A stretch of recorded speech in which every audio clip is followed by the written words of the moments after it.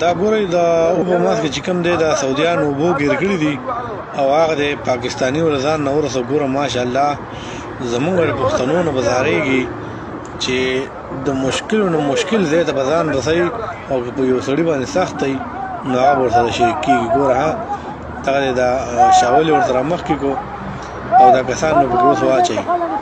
منم په ایماندارۍ چې پښتون نه په ځان دی او نه په بل دی. بس دا وګورئ ماشاءالله دې کس ته چې کوم دی زه یو سلوټ کوم چې ګوره دا په دومره سخت دغه کې راغلی او کسان اوچتوي. ګوره ها دا سعودیانو اوبو ګیر کړي د اوبو په منځ کې او ده له ځان نه ورسو.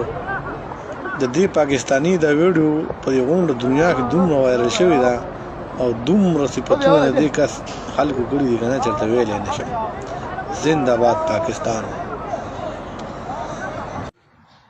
دلته په بار ملکونو کې چې د سعودیانو نه تپوس کوي چې پاکستاني څنګه دی وایي به چې پاکستاني میر رجال هر ځای کې چې کوم دی پاکستاني پښتانه چې کوم دی خاص کر هغه په هر یو کار ورځي او هر مشکلاتو سره ځان مخامخ کوي.